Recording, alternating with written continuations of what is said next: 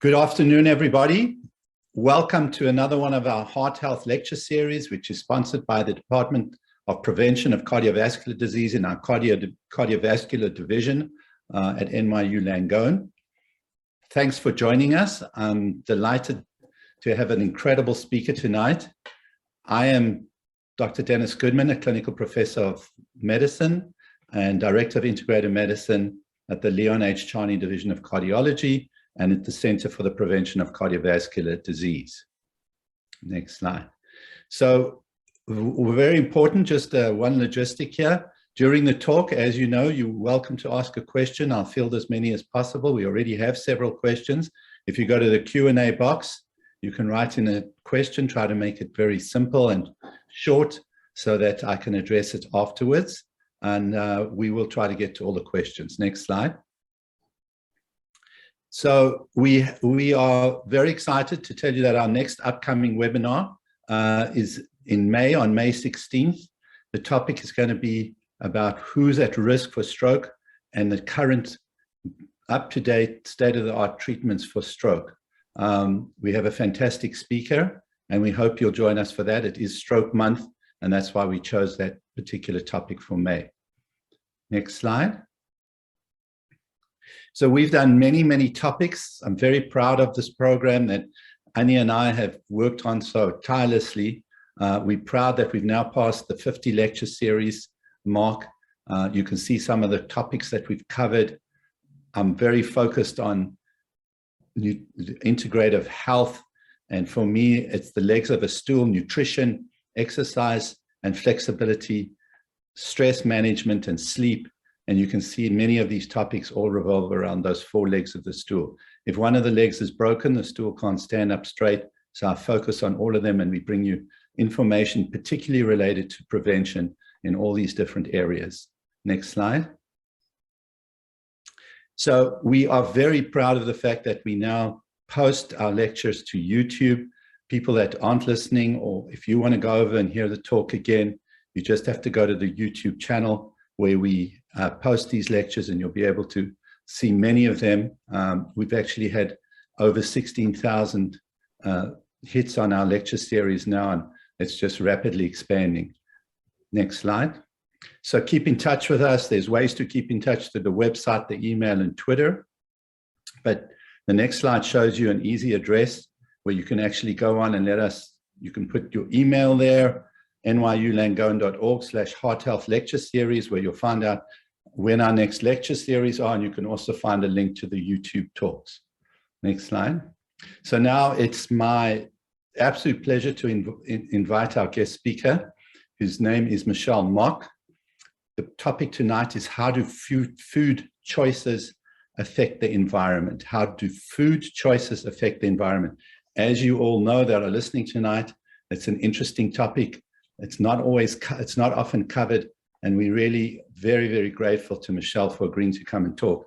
I'll tell you a few things about Michelle. She's got a long bio.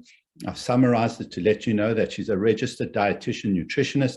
She received her undergraduate degree in dietetics, food and nutrition at CUNY Lehman College in the Bronx, and her graduate degree in public health nutrition at the University of North Carolina in Chapel Hill. She's worked in many, many of the major hospitals in New York City. She has vast experience in nutrition. She served as an adjunct professor in nutrition and dietetics at SUNY Suffolk Community College and at the CUNY LaGuardia Community College. Michelle worked as a nutritional coordinator at NYU Langone's Health Initiative for Women with Disabilities. At that time, it helped to deepen her understanding of food and eating as a source of healing and an avenue to optimize health and wellness. Currently, Michelle works as the registered dietitian at NYU Langone's Health Perlmutter Cancer Center at Huntington. In this role, she's able to call upon her years of experience in diverse settings to support patients using nutrition as a way to maximize well-being. Michelle is passionate about the use of food as the primary medicine to help heal, so she knows that Hippocrates said, "Let food be their medicine." Guided by this passion, her philosophy is that the body has an intuitive knowledge on how to use the ingredients provided from healthy food for optimal health. She has a strong clinical background that provides the base for her practice in medical nutrition therapy. She's married with 2 lovely children. And Michelle, over to you. Thank you for agreeing to come and talk at our lecture series, which has become very popular. And just before I let you take the microphone, I want to again thank Anya, who helps me so much to make this happen. Over to you, Michelle. Hello, and thank you, Dr. Goodman, and thank you, Anya. I'm so pleased to be here. Let's start.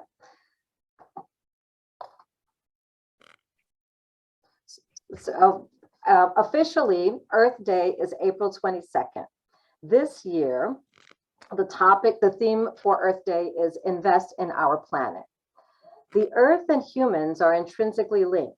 Human life dependent on the Earth for survival, and the Earth can provide best for life when it's taken care of and protected. At this time, the planet is able to accommodate enough calories to support the current human population of about 7.9 billion. Projected rate of population growth estimates that by the year 2050, the human population will reach near 10 billion. And we're depending on the planet to be able to provide. If the planet is expected to achieve this goal of feeding 10 billion people, we need measurable investments in the food system, investments that promote real change and support the health of the Earth. Consider, if you will, what is it going to take to transform the food system worldwide so that we can keep the Earth healthy, still have a viable global economy, and optimize human health for now and for future generations. Next. Next, please. Oh, thanks. So today we're going to explore what a food transformation might look like. Let's first consider some of the ways that food impacts the environment. And by environment, I mean the natural world and how it is affected by human activity. There are many human activities impacting the environment, but for our purposes, we'll be looking at the food system. Food production has a huge carbon footprint, and because of that, has an impact on changing the climate. When we think about food production and its impact, we have to look at the whole life cycle. Food production encompasses fertilizer, farm equipment, processing operations, food distribution, and waste. In 2019, the Eat Lancet Commission on Food Planet Health convened to tackle the task of developing the global scientific targets for healthy diets and sustainable food production. This is the first attempt to set universal scientific targets for the global food system that will apply to all people and the planet. The Eat Lancet Commission consisted of 37 leading scientists from 16 countries in various disciplines such as human health, agriculture, political science, and environmental sustainability. The Planetary Health Diet, as proposed by the Eat Lancet Commission, offers a two-step approach that considers sustainable food production and human dietary intake. Recommendations were planned in accordance to the Paris Agreement goals for greenhouse gas emissions.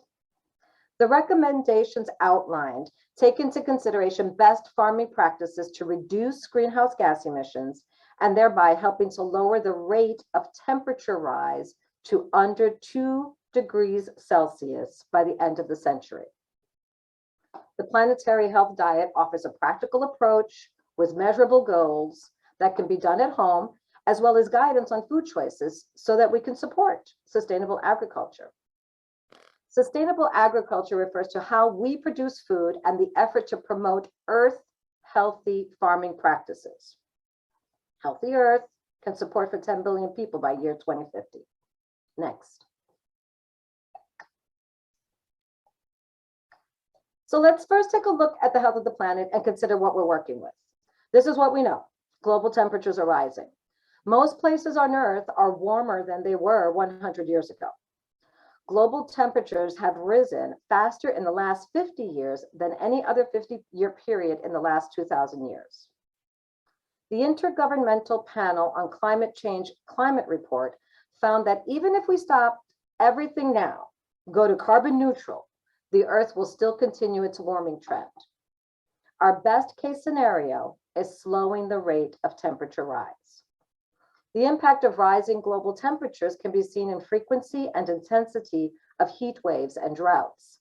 High temperatures are projected to increase the frequency of wildfires. Increases in both extreme precipitation and total precipitation have contributed to severe flooding events. Many crop yields are predicted to decline because of the combined effects of changes in rainfall, severe weather events, and increasing competition from weeds and pests on crop plants. Next. For every ½ degree of warming, the frequency and intensity of heat waves and droughts increase. So when we're looking at this model, the graph, the orange line, that's the model, the climate model that predicts the Earth's global average temperature will rise an additional 4 degrees Celsius during the 21st centuries if greenhouse gas levels continue to rise. But with immediate action to reduce greenhouse gas emissions, then the blue line, the model projects that global average temperature will only raise an additional 1 degree Celsius. Next. The Intergovernmental Panel on Climate Change, or IPCC, prepares comprehensive assessment reports on climate change, its impact, climate change's impact, and future risks, and options for reducing the rate at which climate change is taking place. Since the first IPCC reports, the evidence has become even stronger. Our world is warming, and dangerous climate change and extreme events are increasingly impacting nature and people's lives everywhere. Just last week on April 4th, the IPCC chair, United Nations Secretary General Antonio Guterres, remarked that there is powerful evidence that we have the potential to mitigate climate change. We're at a crossroads now. This is the time for action. We have the tools and know-how required to limit warming and secure a livable future. Individuals and households, along with communities, businesses, religious groups, social movements, are all adapting to climate change already. However, the IPCC report identifies large gaps between efforts, and large gaps also between the attention needed to adapt with current levels of warming. Successful adaptation requires urgent, more ambitious action, and at the same time, rapid and deep cuts in greenhouse gas emissions. The quicker and further emissions fall, the more scope there is for people and nature to adapt. The focus of this report, the IPCC climate report, is on solutions, highlighting the importance of fundamental changes in society at the same time as conserving, restoring, and safeguarding nature in order to meet the Paris Agreement and the Sustainable Development Goals. We know that a healthy planet is fundamental to secure a livable future. The IPCC delivered that climate report warning of red code for humanity. So if you take a look at these layers, these circle layers, the red code is if we do the least possible we can do, we're given a budget. And in this budget, the red code, the red outside is the least possible that we can do. But if we really tighten up the purse strings and we take drastic action to reduce emissions, then the remaining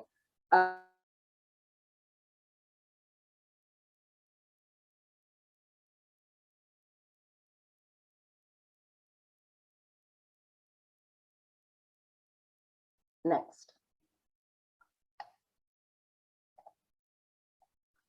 Global warming is fundamentally linked to the absolute concentration of greenhouse gases in the atmosphere. Greenhouse gases trap heat and make the planet warmer. They act like a blanket that wraps around the Earth, trapping the sun's heat and raising temperatures.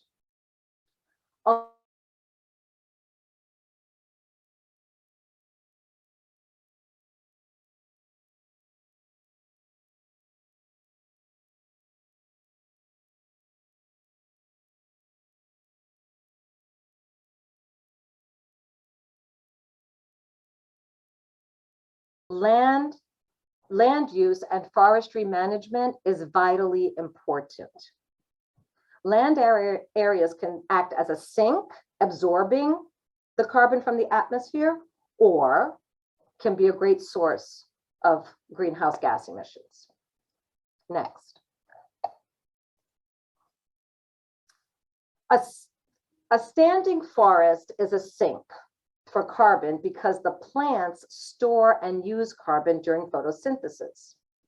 When forests are cleared to maybe clear for animal grazing or to raise animals or for agriculture, that carbon that was stored in the trees is emitted into the atmosphere. Gas emissions can be described as a blanket, the way we've just talked about.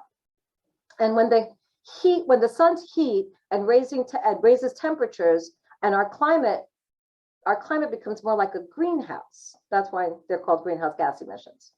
Climate change refers to long-term shifts in temperatures and weather patterns, the same way we saw in that previous slide.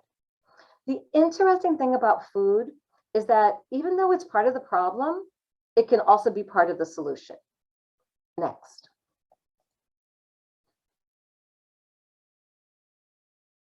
Leaves. This generates atmospheric rivers of moisture, known as clouds. The moisture has a cooling effect.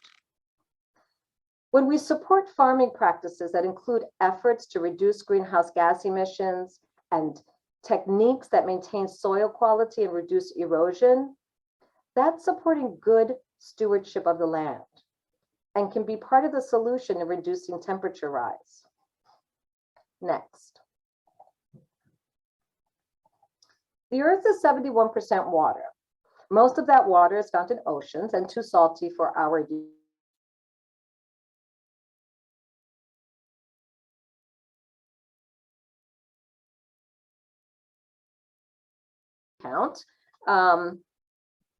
And we can use it for drinking, but also for agriculture. Water is an amazing element. It is unique because it can be naturally found as a solid, liquid, or gas. As lakes, oceans, rivers, and streams increase in temperature, some water will change from liquid to gas, collecting together into clouds of moisture. As these clouds float over cooler seas or land, some of the moisture falls as rain or snow. Rain and snow that falls on the land either seeps into low places, feeding aquifers and groundwater tables, or flows down, forming headwaters. These headwaters flow into streams, which in turn flows into rivers or lakes. Eventually, these waters flow to the sea, starting the cycle all over again. Next.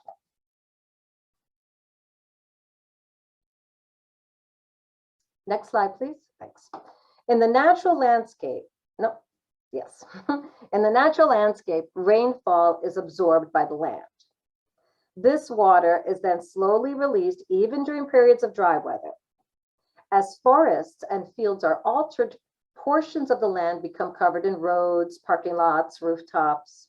Water flows off of these surfaces, often very quickly, and cannot seep into the ground to replenish groundwater sources or streams. This disruption in the natural water cycle changes the amount of water, the volume of water, and the timing of water flowing from the land, and can lead to more intense floods. Issues of water scarcity and poor water quality have significant and growing social, environmental, and economic consequences. Water stewardship goes beyond being an efficient water user. It's a journey that begins with contributing to the responsible, sustainable management of freshwater resources. Next. This comparison model highlights freshwater use in various regions of the world. Unfortunately, the United States had not provided data on freshwater use to the World Bank at the time of this comparison. Estimates and projections can be made using the Latin American data, which is the third from the right. Here it's shown that the majority of freshwater use is in agriculture, and very little water use is related to domestic withdrawals. Next. The United States Environmental Protection Agency defines deforestation as the permanent removal of standing forests. We are not the only earthlings this planet supports. Many species are losing natural habitats that have been home for generations. Researchers at the Evolutionary Anthropology in Germany, specifically Maria Voigt, writes, the decline in population density of orangutans was mostly severe in areas that were deforested or transformed for industrial agriculture, as orangutans struggle to live outside of forest areas. Along Florida's Atlantic coast, the manatees are starving to death. These treasured sea animals began to die off last year after the Indian River Lagoon, a 156-mile estuary that had been a seasonal manatee refuge, turned into a barren underwater desert. Decades of waste from leaky septic tanks and fertilizer runoff from farms fueled the development of algae blooms. And these algae blooms blocked sunlight and choked the seagrass that manatees use to eat. These two are just a small example of the potential for species loss from loss of habitat as a result of human activity. Next. There has been a robust global response to addressing climate change, At the UN Climate Change Conference in Paris in 2015, world leaders agreed upon the Paris Agreement, a legally binding international treaty to tackle climate change and its negative impacts. The agreement set long-term goals to guide all nations, such as to reduce their emissions, to work together to adapt to the impacts of climate change, and to answer the call of action to strengthen their commitments over time. The aim of these commitments is to substantially reduce global greenhouse gas emissions, thus limiting the global temperature increase to 2 degrees Celsius in this century, while also pursuing efforts to limit the increase even further to 1.5 degrees. All nations are to review their country's commitment every 5 years. Next. The Paris Agreement is a universal agreement and involves all actions that can be taken to stabilize atmospheric concentration of greenhouse gases and avoid dangerous interference with the climate.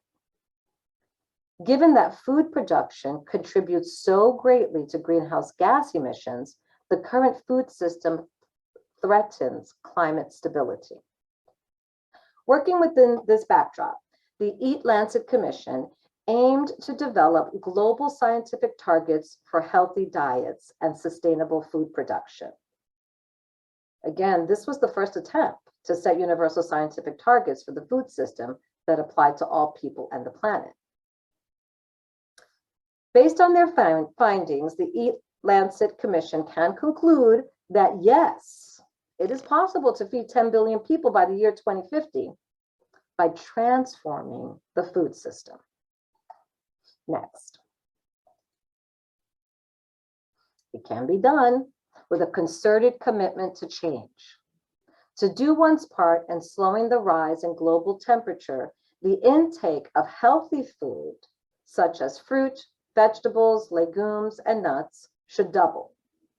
And the intake of unhealthy foods, such as those with added sugars and also red meat, should be cut by 50%. Furthermore, there are recommendations to improve the planet's farms, supporting those farmers that are incorporating earth-healthy farming practices. The goals are to transition toward a sustainable global food system by 2050 that will ensure healthy food for all. Making this change will improve overall human health and leave a healthier planet to future generations so that they can also live healthy lives. Next. The Planetary Health Diet is a flexitarian diet. A flexitarian diet is flexible. It allows for changes for dietary needs, personal preference, and cultural traditions. Instead of red meat, protein should come from eating more legumes, such as chickpeas and lentils. Vegetables should make up the biggest portion of meals. Saturated fats, such as oil, should make up the lowest portion of meals. The majority of our daily calorie intake should come from whole grains. And added sugar should be limited to 120 calories a day, which is about 7 to 8 teaspoons. The Planetary diet does take it a step further to recommend doubling of healthy food and reducing by 50% unhealthy foods. And in particular, the diet encourages a 50% reduction in meat with a long-term goal of 14 grams daily, which is about 30 calories and equates to 1 mouthful of sirloin steak. Next. The Planetary Health Diet provides flexible guidelines to ranges of different food groups that together constitute an optimal diet for human health and environmental sustainability. The dietary targets suggest that the average adult requires 2,500 calories daily. This amount will vary based on age, gender, activity levels, and health profiles.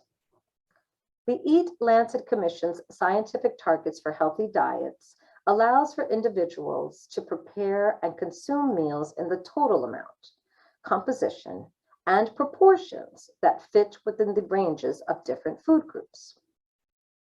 There's room to tailor food and amounts to accommodate different preferences and contexts, and to reduce the risk of poor diet and environmental degradation. Overconsumption is a waste of food with both health and environmental costs and is discouraged. Next.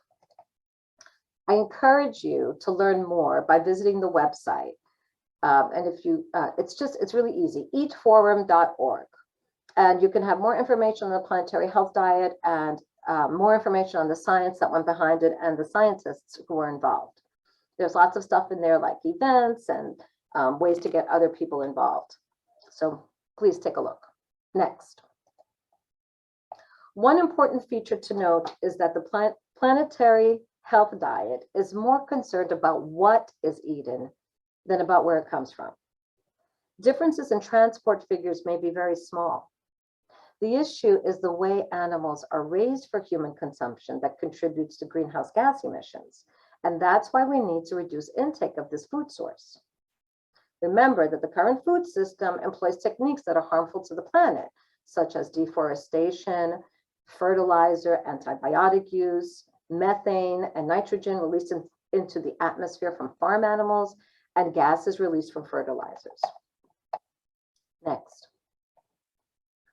This comparison from our world and data shows greenhouse gas emissions across the supply chain for different food sources.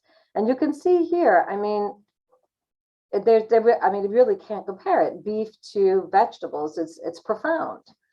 While meat is an important source of key nutrients, including protein, iron, and vitamin B12, excess meat consumption can harm our planet and our own health. The Planetary Health Diet identifies 2 steps, the first being the diet, the second sustainable agriculture. Specifically, the diet outlines key points, such as sourcing, buying, cooking, and eating healthier and more sustainably produced food, which is better for our bodies and better for the planet. Many plants are both healthy and sustainable sources of dietary protein. With more than 30,000 known edible plants, we have a lifetime's worth of interesting options to taste and explore. There's something for everyone. The Planetary Health Diet encourages bringing biodiversity to the table. Highlights include the need for supporting regenerative farming practices, encouraging everyone to vote with every plate. Consuming too much food, remember, can lead to weight gain and other health problems, and it's also a challenge for the environment. So it's suggested that making an eating plan for the week ahead can considerably reduce overconsumption and food waste. Cooking more at home keeps packaging and production to a smaller footprint. And most importantly, waste not, want not. Next. So with this slide, I wanted to show you a little bit, there's less of that busyness so that you could see really specifically how that the green part of the data is the greenhouse gas emissions during productions that are emitted. And then the orange part is during transport or distribution. That would include processing, transport, retail, cooking, and waste disposal. Research has shown that relative to conventional agriculture, organic farming is more efficient in its use of non-renewable energy. The organic farming maintains and improves the soil quality and has less of a detrimental effect on water quality and biodiversity. Eating local is a recommendation heard often. And it does make sense intuitively. After all, transport does lead to emissions, but looking at this slide, you can see that it can be a bit misguided. Eating locally would only have a significant impact if transport was responsible for a large share of food's final carbon footprint. The most important insight that we see with this graph or this comparison tool is that overall, animal-based foods tend to have a higher carbon footprint than plant-based. The other piece to take away from this comparison is the relatively small contribution that distribution plays on total greenhouse gas emissions. Of course, when it comes to nutritional value, local sourced food is ideal to food that has traveled long distances. Community-supported agriculture, or CSA, has become a popular way for consumers to buy local, seasonal food directly from a farmer. Here are the basics. A farmer offers a certain number of shares to the public. Typically, the share consists of a box of vegetables, but other farm products can be included. Interested consumers purchase a share or a membership or a subscription, and in return receive a box or bag or basket of seasonal produce each week throughout the farming season. So it's kind of like a win-win for both farmers and consumers. Next. At the Eat Forum website, you'll also find menu plans and recipes that are available for the week. So remember, that's eatforum.org. And all of these pictures you'll find those recipes on their website. And you'll also find a shopping list with all of the ingredients needed to make these 7 meals for 4 servings. And I mean, they look delicious, but their names sound delicious too. Baked cod with creamy pesto, simple falafel wrap with hummus. I mean, it's just, to me, that sounds delicious. I don't know. But definitely you should take a look at that, okay? Next. Choosing a whole food plant-based diet is one of the best things you can do for the environment and one of the most powerful steps you can take to improve your health. At the website, Forks Over Knives, there's a beginner's primer on starting a plant-based diet. Be forewarned, Forks Over Knives favors a vegan diet plan. Its founder, Brian Wendell, encourages people to not sweat the small stuff and to look at the big picture instead. He says to focus on the big changes like switching from meat, milk, and eggs to whole plant foods. So his food groups, or the food groups that are outlined in this plan, are fruit, vegetable, tubers, whole grains, and legumes. Whether you go all in or decided to make a gradual shift, the time to start making the change is now. Because while we are dependent on the planet, it too is depending on us. Next. Old Ways is a nonprofit organization helping people rediscover and embrace the healthy, sustainable joys of the old ways of shared cultural traditions. On this website, heritage is described as what we're given before anything else. It shapes our lives, our experiences, our identities. There's a lot that can be learned by evolving back to the customs of our ancestors. The true gift of heritage and the invitation is at their website to rediscover. At Always, the dietary guidance has 3 important elements: pyramid, plates, and real food. Real food is the most important. Take, for example, the person who is not sure if they like whole grains. Try the bulgur pilaf recipe and it may make a believer out of them. Can't stand the taste of those bland steamed vegetables? Cook up the same vegetables with a little olive oil, onion, and herbs. So their recipe list is extensive. You can go from easy to hard. You can go from vegan to meat. You can go from breakfast, lunch, or dinner, or snack. So definitely you should check out Old Ways, oldwayspt.org. The plates are important too. The well-balanced plate is more than just one dish where red meat covers 2/3 of an oversized platter. A healthy plate is heaped with vegetables, whole grains, and perhaps a little fish or some beans. Pyramids will show the combination of all of the meals over days or weeks, demonstrating a clear long-term path to better health. Next. I've said it before, I'm going to say it again. Overconsumption is a waste of food with both health and environmental costs. Eating mindlessly. Oh, wait a second. I think I missed. Okay, in this hierarchy, what we're looking at is, this is from the USDA Food Waste Facts. And what we're looking at is the hierarchy of how we should be thinking about food and food waste. So we want to start at the source reduction. So we don't want to make more than what we think we're going to eat. And if we have extra, feed hungry people or feed animals. And if not, then let's think about recycling or composting. But last of all, incineration or landfill. Remember that even rotting food will release gas, greenhouse gas emissions. So also contributes to climate change. Next. This is where it is. Overconsumption. Overconsumption is a waste of food.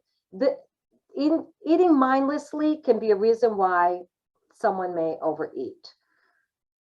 You simply don't fully notice what you're eating when you eat mindlessly. If you slow down and savor the food and really notice the sensation in your mouth, then you can feel satisfied and you will likely end up eating less. The topic of overeating is explored in this book, Savor. It's written by Thich Nhat Hanh, who is one of the best known and most respected Zen masters in the world. Unfortunately, he did pass away a few weeks back. And Dr. Lillian Chang, who's a lecturer, director of health promotion and communication, and editorial director of the Nutrition Source website at the Harvard School of Public Health's Department of Nutrition. In this book, they talk about savoring the food by eating slowly. There's a difference between having that feeling of having had enough and having that feeling of, I cannot put another spoonful in my mouth. Those are two different feelings. In Chinese medicine, it's recommended to eat only 80%, only until you're 80% full. So you don't top off that tummy. Because in Chinese medicine, that's described as weakening the digestive power of your stomach and intestines, putting excess strain on them over the long haul. There is ongoing scientific research on the effects of caloric restriction on longevity, but the results are far from conclusive in humans. Next. Cooking is the art of using heat to prepare food. Studies reveal that cooking is also a way to contribute more to global warming. Different cooking methods and appliances used in cooking make up 61% of food-related greenhouse gases. The current data on food-related gas emissions only looks at food production up to the retail and purchase stages. So cooking is not really included. This is a recent study conducted in the UK, and the researchers looked at different cooking habits in households to look at the contribution that cooking methods have on greenhouse gas emissions. And what they found is that the rate of emission varies on the different types of food. For example, in the case of vegetables, namely potato, carrot, cabbage, cauliflower, onions, cooking accounts for up to 60% of that food's total emissions. In the case of meat and fish, it represents up to 27% of total emissions.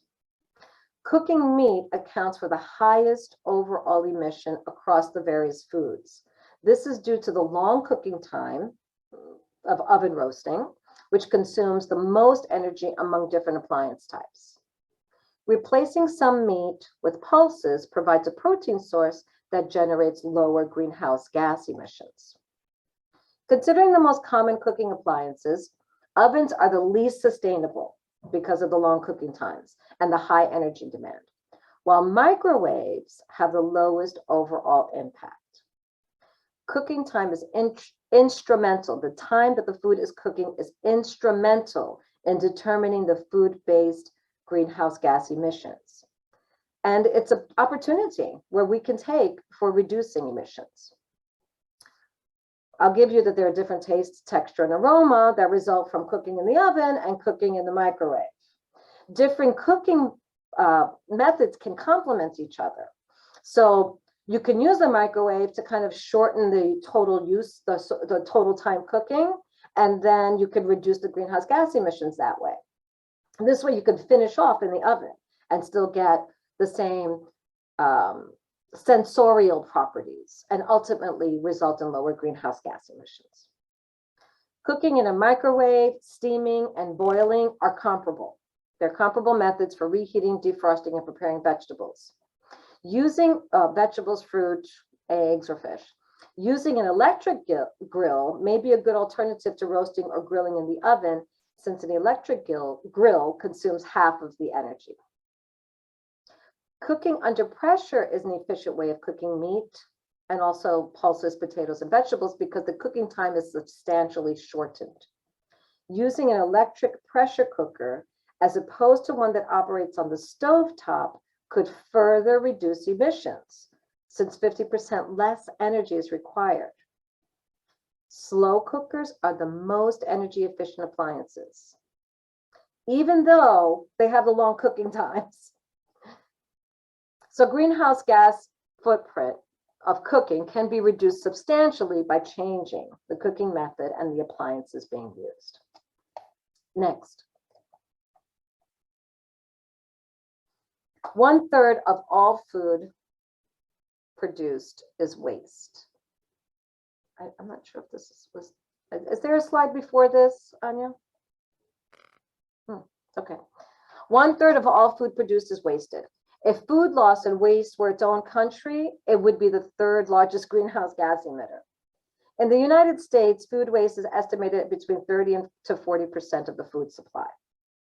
The amount of waste has far-reaching impacts on society. Food loss, for many reasons, with some types of food loss happens for many reasons, and some types of loss, such as spoilage, can occur at any stage of the production and supply chain. Between the farm gate and the retail stages, food loss can arise from problems during drying, milling, transporting, or processing that exposes food to damage by insects, rodents, birds, molds, or bacteria. At the retail level, equipment malfunctions such as faulty cold storage, over-ordering, and culling of blemished food can result in food loss. Consumers also contribute to food loss when they buy or cook more than they need and choose to throw out extras. In 2015, the USDA joined with the US Environmental Protection Agency to set a goal to cut our nation's food waste by 50% by the year 2030. The best approach to reducing food loss and waste is not to create it in the first place.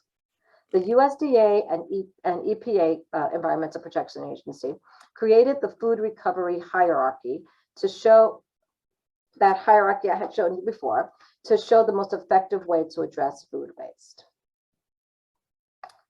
And then I'm not sure what time it is, and if we have time, we may not have time, so we should probably not do this slide, if that's okay.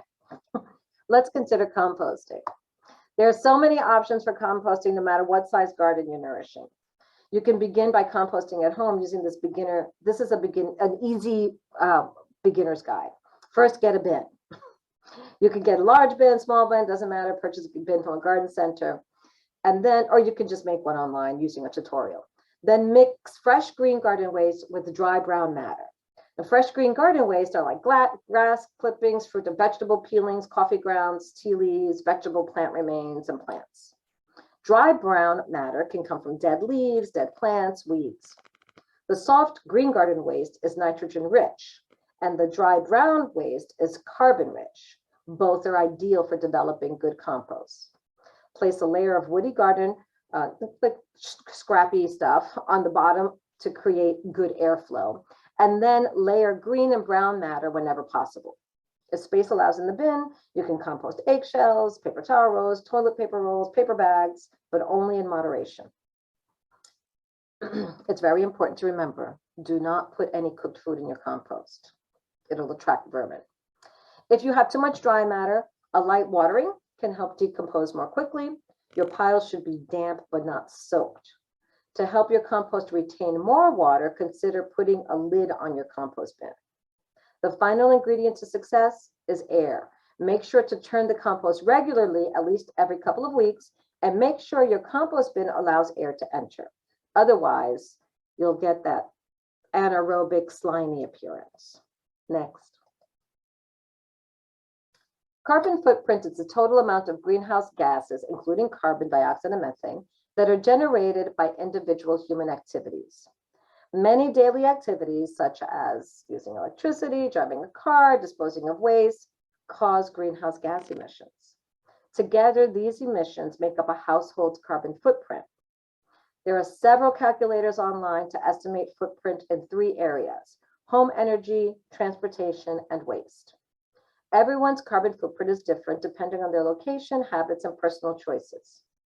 You can get a quick rough estimate of your carbon footprint using one of the links provided, and then use that information to make informed lifestyle modifications that reduce your total carbon footprint. Next. We can do it. I hope that the information provided here can help with important food choice decisions at the market and on the plate.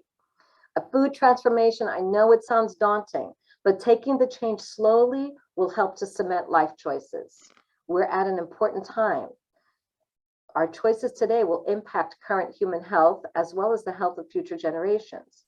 Truthfully, the planet is depending on us, but we are also depending on each other. Thank you so much for joining me today. Have a wonderful day. Thank you, Michelle. You're welcome. Let me just put my video back. That was wonderful. And I think it's just terrific that you've thought not only about how food affects us, we all think about the food we're eating and how does it affect us personally, but there are not a lot of people thinking about how it affects the planet. And you did a wonderful job focusing on that and giving us terrific information. I'm going to go through the Q&A. We've got about 10 minutes, so we're going to ask you to keep the answers brief, and I'll try to get all the questions. Question 1, how do you reconcile the Intergovernmental Panel on Climate Change, IPCC report from February 22 and your personal ethics and style of living? Well, we did touch on, I think that was April 2nd, no, maybe not, 2. Okay, because they did have something come out in February. There's a lot going on as far as food and what's happening in the world and governments wanting to try to mitigate the climate change. And the Intergovernmental Panel on Climate Change, their focus is a lot on solutions. At this time, their report is on solutions. And I think that we went over it some, but I think that essentially trying to cut back on your meat, well, I do anyway, cutting back on my food sources coming from animals and increasing more plant-based foods and choosing whole grains. And I really do try as much as possible to find food that's grown around my area, maybe using those local farmers markets. And when you go to the farmers market, bring something that you can carry stuff in so that you can reduce even further any need for packaging or to bring your things home. Those are really important pieces, and they don't seem like much, but a little bit goes a long way. Okay. Next question. So does it harm the environment to use a microwave? I think you mentioned this, and I'm just going to add, you did a great job of talking about that. I don't know if you want to give a one-word sentence again, just specifically to the microwave. Do you think it's harming, because you said it seems to be better to cook with a microwave than other heating methods in terms of the environment? It's true that it does produce less greenhouse gas emissions, but it does also produce a very different product. So it Yeah. doesn't taste, the same way other cooking methods would use. And I would say, and I do use the microwave for prepping my food. So if I want something like maybe if I don't want to wait for the water to boil for steaming, I might just throw the vegetables in the microwave for a minute and then saute them on the oven. So something like that, you can use the microwave. Heats up the problem. I've also got a question about whether it's safe, the microwave. And I just want the audience to know there's no evidence that the microwave is not safe for you. In fact, if you think about it, the way it works is it uses electricity to convert to electromagnetic radiation. That heat that gets the molecules shaking and heats up the food, and it produces non-ionizing radiation, which hasn't been shown to cause cancer. And so people should know that basically at this point, we don't think that there's any evidence that you're actually, and it's unsafe to you to use a microwave. And then sometimes people ask me about pacemakers. Can they go near the microwave if they've got a pacemaker? And the answer is yes, it should not have any, it does not have any effect on your pacemaker. Next slide. Are organic food options always beneficial? And maybe you can mention, are all organic foods equal, or do we have to be concerned about almost false advertising? Well, I mean, I don't think that's so much of the issue as, in the scope of this presentation, organic farms are smaller, much smaller than conventional farms. So when you're looking at greenhouse gas emissions, they actually emit more greenhouse gases than conventional farms, but only because of they're not able to have the same yield. So in that respect, when we're thinking about environmental stuff, it may not, there really is no benefit for organic, but it is my really firm belief that we're going to have a much higher nutritional quality in our food. You're right. So far, we know that the jury's out. We'll see. Organic food's certainly going to be healthier, and that that you don't have the pesticides, and hopefully the soil that's grown is much healthier. How do highly processed vegan alternatives impact environmental health and human health? Look, those are processed foods. Just like, to me, I consider it kind of like unhealthy foods. I do. It's great if you want to transition into eating less meat, but even still use them with caution and moderation, the same way you would meat. It shouldn't be just a free-for-all, oh, I can eat this because it's vegan. It still is a processed product, and you're better off with a whole food than like beans, nuts, legumes, and rather than a fake processed food. Does that make sense? It does. I've got a question that's got nothing to do with your talk, but I'm going to take it because we've got a few minutes from Mitch, who wants to know about low-dose aspirin. Can taking baby aspirin, low dose 81 milligrams, raise the low platelet count? You should know that aspirin works on platelet function. It inhibits the ability of platelets to clot and come together. So we don't think of aspirin as something that raises or lowers platelets. It's about the platelet function. So it reduces platelet function by preventing the platelets from sticking together, and that's why it's an anticoagulant. So I hope that answers your question.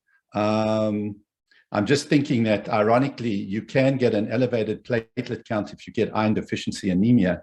So if you're taking aspirin and you'll end up having bleeding because of it, chronic low-level bleeding, you can actually get an increase in the platelet count, but it has no direct effect on platelet, the quantitative number of your platelets compared to its anticoagulant effect.